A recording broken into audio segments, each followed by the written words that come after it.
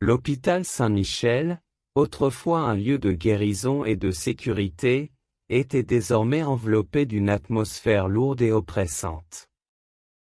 Tout avait changé depuis l'arrivée de nouveaux patients et les murmures d'un tueur en liberté.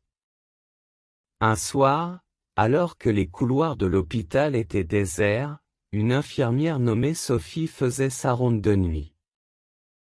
Les lumières clignotaient de temps en temps, ajoutant une ambiance inquiétante à son travail. Elle se sentait observée, mais elle tenta de chasser cette impression de son esprit. Alors qu'elle s'apprêtait à entrer dans une chambre, elle entendit un bruit métallique résonner dans le couloir. En se retournant, elle aperçut une silhouette sombre disparaissant au bout du couloir. Son cœur s'accéléra.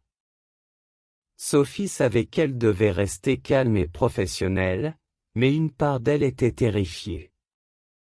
Les disparitions de patients avaient commencé il y a quelques semaines.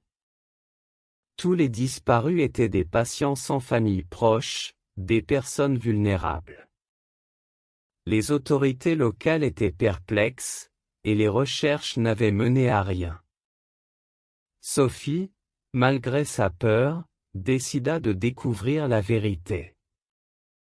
Elle suivit la silhouette jusqu'au sous-sol, un endroit rarement utilisé, où les vieilles archives et équipements médicaux obsolètes étaient entreposés. En approchant de la porte du sous-sol, elle entendit des murmures étouffés et des bruits de pas précipités. Prudemment, elle poussa la porte et descendit les escaliers sombres.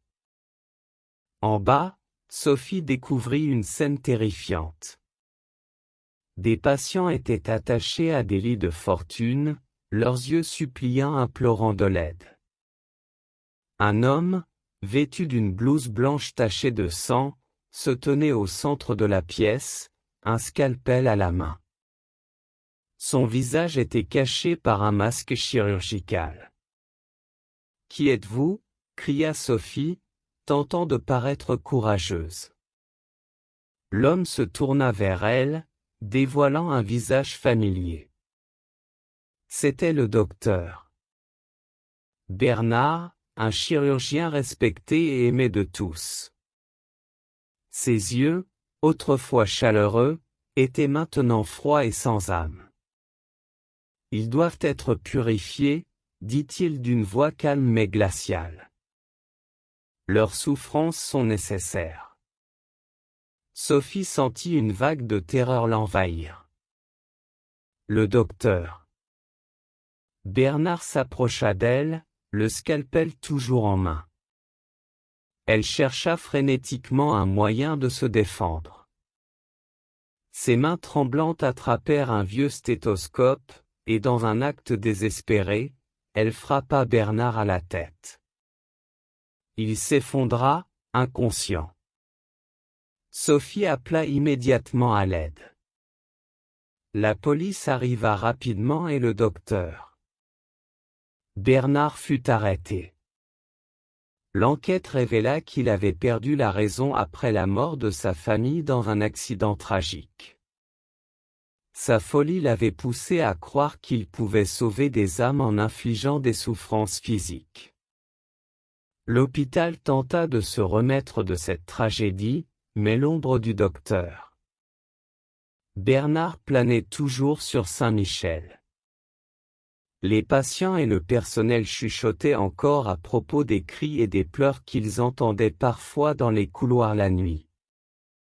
Quant à Sophie, elle ne pouvait plus travailler dans un hôpital.